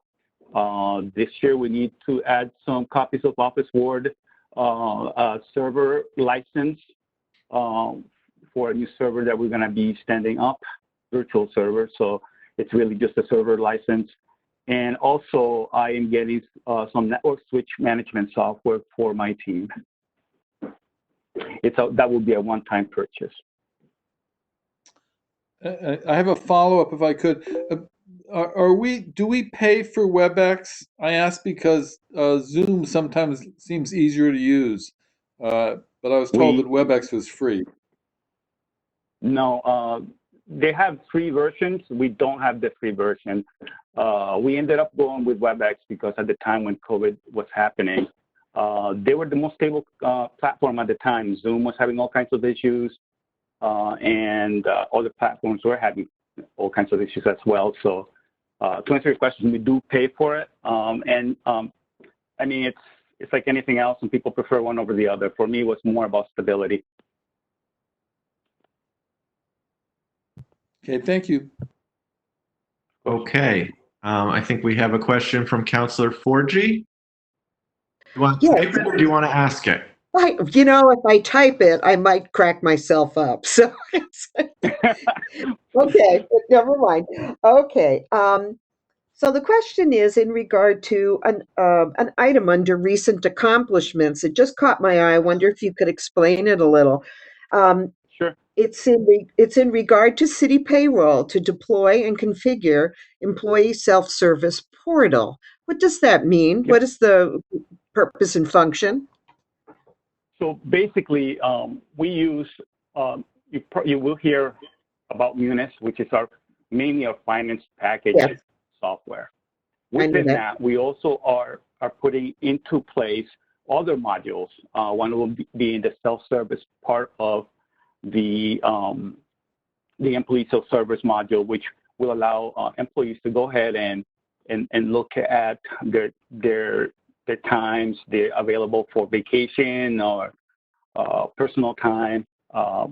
It will allow them to enter do online entering of their timesheets instead of we're still doing it in paper. So that's what we're trying to do. And we have deployed other things. For example, the workflow system is in the middle of testing so that the requisition workflow for both the schools and the city so that we can process or have more operational efficiencies about how we enter our requisitions into our system. So there's a lot of work that is happening with Munis. It's constantly going on. That's excellent. Thank you so much. Appreciate it. Of course. Councillor DeSorger? So I just have one more. And this is just, I'm just thinking aloud. Do you see any possibility of overlapping any of the, and might it be cost effective, any of the technology part of the schools? Or? That's a loaded question. You don't have to answer it. I mean, no, I mean, to be honest with you, that's something that cities across the state are doing nowadays. I think Holyoke just went on board. I was talking to Northampton did it 2 years ago. Chicopee is now doing it. And I think West Springfield just did it as well. I'm part of the Western Mass Regional IT Directors Group. And there are some bumps along the way when you're first getting things going on, getting set up, but eventually it can pay dividends as far as purchasing power. It's really good. You're a much bigger entity. You can do the contracts for printing, buy computers at better rates. Probably for IT, it's easier to combine compared to other departments because a data packet is a data packet. Mhm. It moves a certain way. There are differences between schools and the city. I at one time ran a small K through 12 private school. So, you have to be familiar with FERPA and all those different things, MCAS, all those different regulations, and E-rate, which is huge. But that's a question for somebody above my pay grade. Okay, I'm sorry for springing that on you, but I was thinking of it when you were talking about your larger budget item, and they had one too. And there are things that I actually don't totally understand. I'm very happy that I'm able to get on WebEx. So there you go. No, and we do pay for it, and also we were able to get those Chromebooks on time. It was really helpful that we were able to get those out. Okay, well, thank you. Thank you and Kathy for helping us all get up to snuff as we begin with these. Yeah, I can't do it without my team. Okay, they're thank great guys.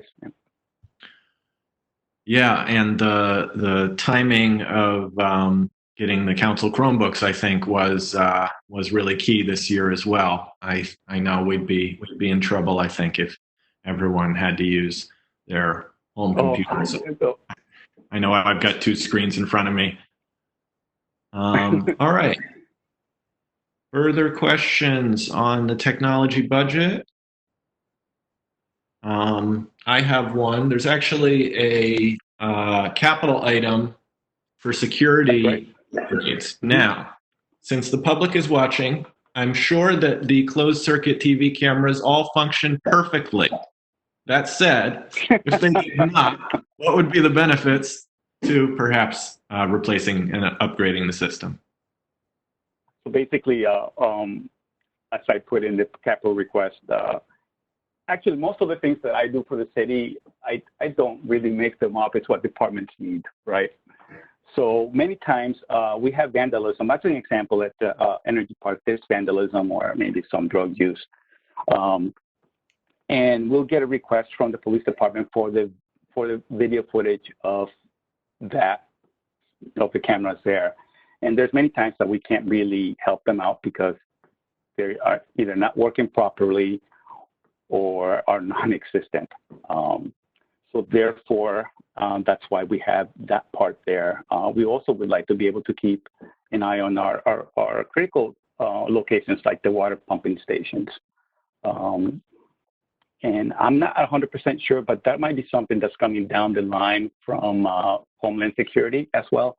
But don't quote me on that. I was reading about something like that, but right now we're not really watching them. Okay, thanks. Any other questions for Director Fleury?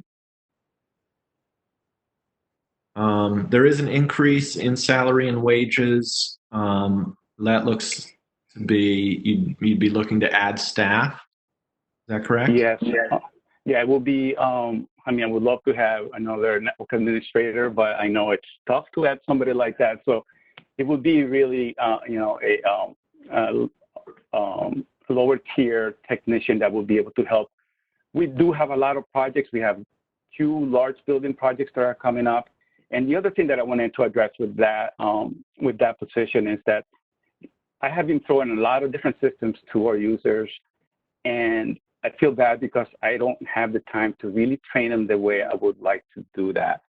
And this person will be more along the lines, not just helping helping me to move these projects along, but to also, help to identify where some of our users need a little bit more help and a little bit more handholding because they are sophisticated. Absolutely. I certainly see the need for that. There's also an increase in, although it's slight, it's a modest increase in internet and communication lines. Now, that really, I'm sorry, that really is not an increase. What I'm doing with that is I am aggregating the backup lines that are in different locations. Every year, I take a little bit from other departments and bring them in. Right. The software maintenance piece went up a little bit because I took some of the software from the DPW over. At one time, we're not centralized. So every year, I do a little bit more, bring it in, put it in one budget, manage it. Right. That's right. So it's similar to the work that Director Collins does in the energy department with having kind of one central department overseeing and hopefully makes everything run better. We try. All right. Any further questions for Director Fleury? Okay. Not seeing any. Thank you, Director, for all of your work, and especially in getting the EOC up and running, but also the WebEx system and helping the school with their Chromebooks. I can only imagine how busy you are. Don't forget every one of our users that are working from home right now too. That was daunting. Yeah. So once again, if my staff really stepped up to the plate, and also not just my staff, but our end users, they were really patient with us as we're trying to work through some of the glitches. I really appreciate how I think that we have a really good team in the city as far as with us interfacing with the rest of the departments. Great, that's good to hear. I hope you get to take a vacation whenever you're allowed to leave the state. Well, I'll take it and I'll have my laptop with me like I always do. Great. Thank you. Thanks, Director. Okay, so now we're going to move on to Greenfield Public Library, page 135 in your budget books. We're going to welcome Director Ellen Boyer. Hello, Ellen. Hello, Councilor Wheeler and everyone else. Nice to see you all. I do apologize. I was someone who did not answer Councilor DeSorja's questions prior to the meeting. My apologies for that. The library has 10 full-time employees. They are currently working and they are in the budget for next year. In the budget for next year, I'm asking for an additional part-time employee, 15 hours a week for nights and Saturdays. We currently have 2 people in that position. I would like to add a third. So before we look at the budget, I'd like to tell you guys what we're doing. We are closed to the public. Unfortunately, that is our main job. But we are still working. We are working staggered schedules spread out over 7 days. A lot of the projects we're working on cannot be done remotely. We're preparing our collection of materials for the move to the new library. We are physically touching each and every one of the 30,000 items we own to check for accuracy, condition, and popularity. We are ordering and processing new physical materials to add to the collection so that when we open our doors, you'll be able to get all those bestsellers that you can't get right now. We are also rearranging our furniture and our computers so that when we welcome people back into the library, we can still keep them safe and physically distanced. I know there are several counselors who have used our public access computers. If you recall, you are right smack dab next to the person next to you. It won't be that way when we reopen. We are also working remotely and taking advantage of the mayor's telecommunications plan. The projects we're doing remotely, we've started a library blog. We're keeping up with our social media posts. We continue to offer all of our collections virtually. However, every other library in the state of Massachusetts is trying to access those virtual collections.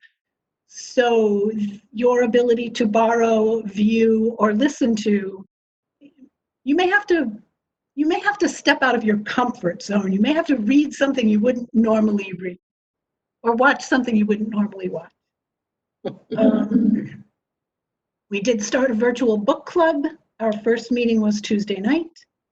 We have undertaken a community history project. We're reaching out to people and asking them if they're willing to share their experiences living through this time, whether they want to send us a piece of artwork, a poem, or whether they want to answer some of the pre-prepared questions we have. And then we will add that to our local history room in our new library. And like Hope is doing, we're keeping in touch with our volunteers, our homebound delivery recipients, and our on-call staff. Like Christy is doing, she's keeping in touch with her national group of rec departments. There is an American Library Association that is providing us with some guidance about phased reopening of the physical structure. So that's what we're up to right now. Fun and games. If you have any questions on my budget, I'd be happy to answer that. All right. Thank you, Director Boyer. Do we have questions from our committee members?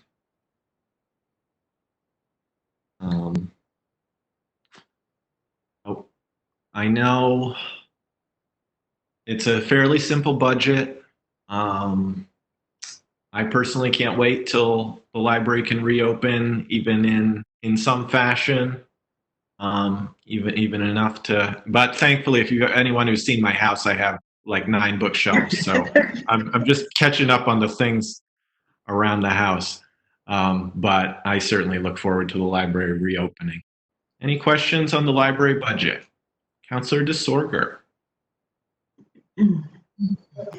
I just have a question about, is that CW Mars, is that just like the dues that you pay so that we can all borrow from, like the interlibrary loan? Is that what everybody pays into that? It is dues, and it's based on the size of your library, so it's a scaled dues structure. It's also things like the computer reservation system comes from CW Mars. That's over and above dues. Mobile printing, if you want to print something off your laptop while you're in the library, that's over and above the regular dues. But the bulk of that, about $36,000 of that 40 is our dues. CW Mars is a sole source provider. That's not a negotiable price. It's something we have to pay to be a member of the network. Okay, And thanks. just as a compliment, the virtual book group this week was unbelievably wonderful. Oh, I'm glad you liked it. Do we have a question from Councillor Forgy?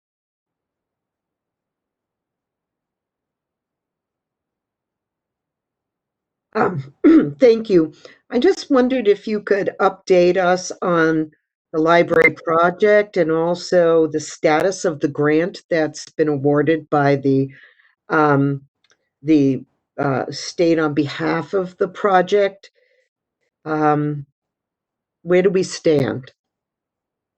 Okay, so I'll start with the status of the grant. That is, its status has not changed because of the pandemic, nor has the timeline that we need to adhere to. So that has not changed either. That grant is dispersed to us in 5 payments. We have already received the first payment. It's a little under $2 million that's sitting in a town account. We haven't spent much of that yet, but we do have some fees for the architectural work that's being done, as well as the project management work that's being done. The building committee is meeting twice a month. We have settled on an interior design. We're very happy with it. And at the last meeting, I'm pretty sure we settled on an exterior design. We didn't take a vote, but everyone seemed to be happy with that. I'm happy with the progress that we're making. So I believe the next step, Councillor Forgy, is that the architect goes into a more detailed design development where they will be working with the IT department and central maintenance about where are the electrical outlets located, where is the data closet and the server room, all those little itty bitty things that are well outside of my area of expertise, and I'm happy to have the expert advisors helping us. I was just looking for a general update. Thank you. You're welcome. Thank you very much. Mayor Wiedegartner, did you have something to add? I'm pretty sure Ellen would agree with me. Mid-COVID-19, some of the most delightful meetings that I have are the meetings of the Library Building Committee, because it's about the future. It's about getting past where we are today. So everything is, as she said, working like clockwork. And because we know that the fire department and the public safety complex are key to that timeline, I will tell you we are pretty well on track at the moment with that. We are in the process of hiring our design person, the next person up, the next phase of it, and I think we'll have that in place by sometime next week. So right now, both projects are continuing to move forward in the way that they're supposed to, and we hope that we can make it all work. Well, we know we'll make it all work. We just hope we can make it all work on a timeline that makes sense. And I think right now we're on track to do that. Thank you. Thank you, Mayor. Okay. Any last questions for Director Boyer about the library? Okay. Not seeing any. Director, thank you for everything, and we hope we get to see you in person soon. So we will now move on to GSET, and we'll welcome John Lunt, General Manager. Hi, everybody. You're almost done. It's been a long night, as it always is over here at Ways and Means. So I'm happy to answer questions about the budget. I want to take a second just to first say GSET, we are essential employees under communications and IT, so we have been working steadily through what's been going on recently. We're still working our full 40-hour week. We've been working from home since March 23rd. And I do want to take a moment to just say that everyone at GSET, they have done a tremendous job. It is not easy to transition something that complex to a fully remote location, and they have done it without skipping a beat. I want to particularly thank our two outside plant people. Have been working both on expanding the network and doing important things like getting the EOC connected direct fiber, and working on how a new way that we can sign people up so we can do things like the equity access program that we just finished. We have students who were not able to afford internet and couldn't access remote learning. Town worked with us. We worked with schools, IT. The schools provided Chromebooks with help from people to get those set and ready to go. We had some great private sector contributions from. Sorry, John, I'm just going to interrupt you for one moment. I think a couple people are having trouble hearing you. Is that right? Okay, is that better? I think that's better. Is that better? Give me a thumbs up from anyone. Okay. Good? I'm getting Better? thumbs up. All right. Thank you. All right. Continue. Okay, so there was a lot of work done both with the schools in the town to offer this program. We will install equipment for free. We're providing free internet service for the balance of the school year, and we're prepared to do that into the summer and beyond, should we need to. And I did want to take a moment to say that the Greenfield Education Foundation, Greenfield Savings Bank, and Gilmore and Farrell Insurance have been incredibly generous in helping us set up a program that allows us to defray the costs of that equipment so we can continue to sign up kids who need access so they can participate in. In addition to that, we have figured out an entirely new way to install. We actually installed 28 new customers this last month after not installing anyone in March. So we are continuing to expand. We are continuing to grow the network and to grow the number of customers we have. We're over 1,500 customers, and we're up to about saving people about $750,000 a year. I'm hearing again. Can you hear me? Is that Yeah, there's still something. okay? I think we need to figure out what's going on with your volume, because I'm able to hear you, but it sounds like multiple people on the call are not. So it's either a volume level issue. Is that any better? Is that better for people? I'm waiting to see. I see one thumbs up there. Yeah. Okay, I got a couple of yeses there. Okay. All right. Thanks. All right. You want me to go back to a certain point, or? I'm not sure, because I was able to catch it. So. All right. So we were able to work on the equity access program. We are still working a full week. All of our employees are working a full 40-hour week, and we are continuing to work to install customers and expand the network. And we're, I think, at a time where people really need it. We're up to saving customers over $750,000 a year versus what they were doing previously. Okay. Great. Thanks for the update, especially the program with the school. That's so important. GSET budget is bigger than a lot of the smaller departments that we've been dealing with tonight. So we're going to jump into questions. Sure. Councilor Homer, do you have one? Yeah, John, can you give us an update of how much of the town is covered? And then by the time we're done with the 3-year budget, how much will be? Currently, we're around 83 or 84% coverage.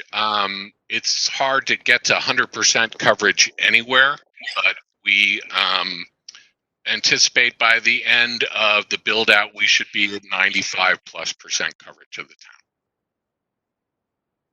town. And would that include the tricky places I'm always bothering you about, where new fiber has to be laid and things like that? Yes, it would. Yeah. By the time the build out's done, we do have new fiber that we'll need to pull in certain areas.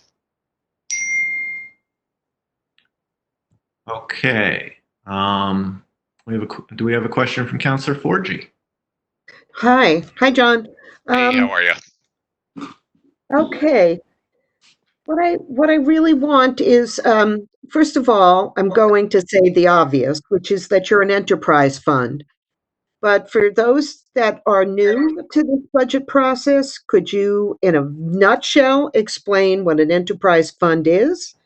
And and also, can you explain at this point whether the enterprise fund still needs to pay back funds to the town of Greenfield?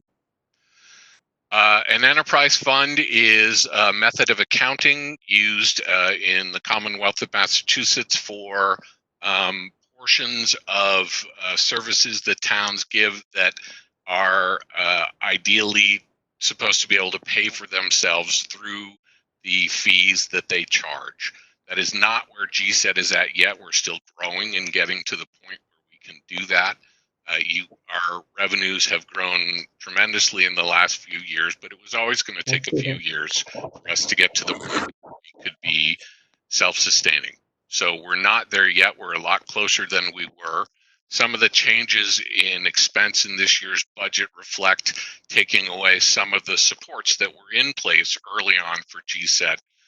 One of the biggest ones is somewhere in between $230,000 and $250,000 in grant-funded wages for different parts of the operation. There is no grant funding for those wages in next year's budget, which is what gives you that increase on paper, even though the actual ask in terms of what people are actually paying is going down from last year. Follow up, if I may. Council Wheeler, okay? Go ahead. Okay, thank you. What is the current rate that people who are using the service right now are paying to the fund? There are three basic rates. There are three levels for internet and three levels for internet and TV as a bundle. We charge either $40, $50, or $70 for 30 megabit, 75 megabit, or 150 megabit service just for internet. And for TV bundles, we charge $70, $100, or $120 for 50 or 100 megabit internet, and the variance in price is driven by just how many channels, what the size of the TV package is. Okay. Thank you very much. Sure. Thank you. Okay. Further questions from counselors on, yeah?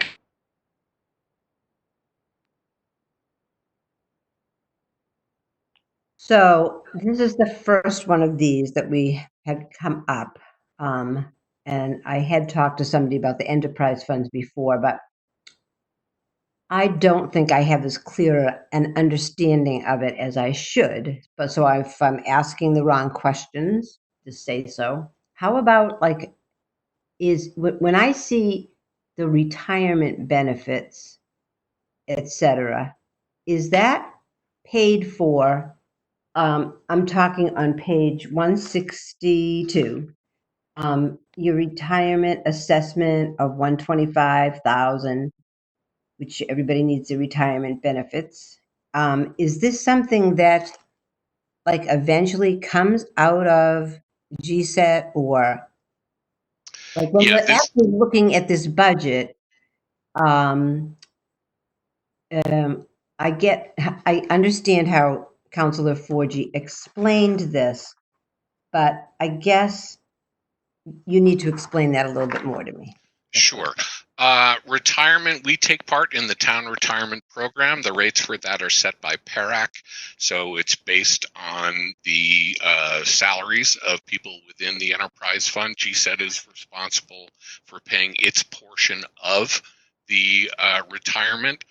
The town takes care of other town departments. School pays their own. GSET is set separately, and we pay through the town we pay either through the town or directly to the retirement board.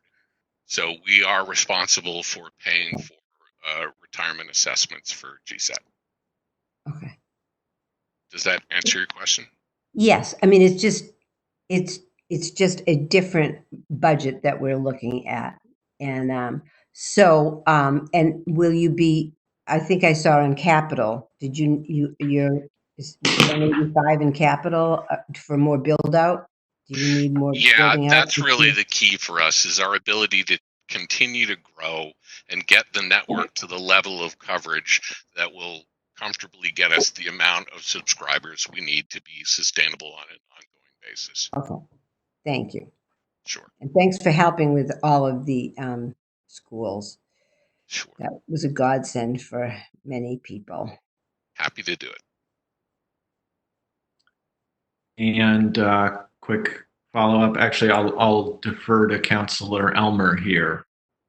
Councilor Elmer, did you have a follow-up question?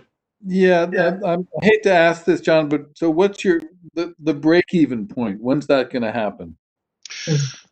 Well, it's for us, it comes when we are able to take in enough through rates revenue to cover our expenses. This is the last year where you should see a big step up in expenses. You'll notice that the big expenses here are principal payments on the long-term debt. Our debt payments go from 297 to 394. We're no longer getting the CDBG support. That's about $250,000. Those are two things that once there is no more support, there is no more support, and we're replacing that with revenues. The only other large expense increase is in network operations, and that's two issues. One is a variable expense. Part of that is the programming for TV that we pay for, but it is a true variable expense in that we never pay it unless we have a customer who has bought the TV package. The other portion of that, a smaller part of that, is an increase in bandwidth. I will say we have seen a very significant increase in bandwidth usage in the last several months, which is very unsurprising. But that is something that grows as we add more customers. But customers are using GSET heavily at the moment at all hours. That there is not 1 second of the day in 24 hours where we don't have quite a few people connected to the system. People are working from home, and we have had to expand our capacity, which we can do. But those are really the main drivers of increases: the removal of the CDBG supports, the cost for TV, the increase in the debt, and the fact that we had to buy some more bandwidth. That's really where all the increases come from. And if we can get to if we can add the customers that we plan to this year, we've added about 600 customers last year. We need to add another several hundred customers to get to the point where we can feel comfortable that we'll be billing enough on a monthly basis. When I started, we billed 2,000. We're close to 100,000 a month now, but we still have a ways to go. We still have another $25,000 to $30,000 a month of business we need to put in. So we need to grow, and we need to get to a coverage size that will allow us at a decent percentage of uptake to get enough customers to be sustainable. I think you can see from the arc of how the business has gone, we definitely will do it. We need time to get there. Thanks for that explanation and question. I think anyone who's been following GSET regularly for the past few years, like I have, probably has a fair amount of confidence at this point. This thing is working. It's a model for what other small cities should be doing. And I look forward to supporting it more. Quick question about the capital, which I think I know the answer to. You know, we get a lot of questions. I get a lot of questions over in Precinct 7 about build out, and I know we're gonna hopefully get some partial build out down Deerfield Street this year. But what I tell people is GSET needs time to expand and funding to expand. Yeah. And those things are tied together to some degree, right? So the $185,000 appropriation, you know, even if it were higher, you kind of wouldn't be able to necessarily get more build out done in a year. Is that correct? Mostly, yeah. I think, you know, what we use the capital for is for the build of materials, the physical things we need to buy for build out. That's the fiber itself, but it's also, you have to buy mounts and brackets. You have to buy consumer premise equipment. So we spend it on that. We don't at this time feel like we could bring on someone else in an operational sense to speed up the build out, because we run projections all the time, and we're trying to do the best balance we can about having to build, but trying to be as close to break even as we can get at this point in our development. Yeah, we appreciate it. Question from Councilor DeSorger.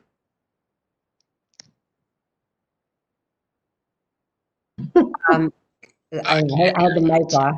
I had the mic off because I feel like I'm helping somehow with bandwidth. I've begun to understand so much more as we're having these meetings. And I'm glad to know that people can buy bandwidth, which I just learned tonight. I didn't know that. Yeah. I thought, I'm not going to tell you what I thought on television. Okay, because that's just not a good idea. What's the plan for, what's the order of where you're going to build out to next? Currently, our project, sorry, I'm waving my family out of the room. I don't know if people saw that. Sorry about that. Currently, the order of project is we are doing survey work to head up to Leiden Woods and also doing work to expand down Deerfield Street in that area and up Mill Street. And then at that point, we're looking to we look to fill in the core continually. So we're looking at ways to solve what are some intractable problems for us, like what do we do in places where there are no poles? What do we do with places where there's no conduit that we can use? So those are problems we're still working towards. Okay. After those main project areas, we are looking more in North Greenfield to go up Leiden Road and loop around on Barton Road, back down. We've done some great work. I want to give a shout out to our operations manager who has worked with the fire department and found a number of conduits that people had completely forgotten existed. So we'll be able to get under 91 in a couple of areas in ways that we didn't think we could. And that will allow us to try to sort of weave together Log Plain Road, Bernardston Road, Country Club Road, and Leiden Road, which is a significant portion of the sort of more rural part of Greenfield and the populations there too. So that's the basic plan. But first we're working on Leiden Woods, Leiden Road up to Leiden Woods and in the Deerfield Street area. Okay, thank you. Sure. Okay, any further questions for Mr. Lunt? Okay. Okay, thanks a lot, folks. Sorry about the microphone. No problem. Thank you. See ya. Bye-bye. Okay, so thus wraps up at 8:17 our small departments and budgetary discussion. Moving on to other business. I know someone wanted to jump in and maybe had something. That was the mayor. Mayor, you have the floor.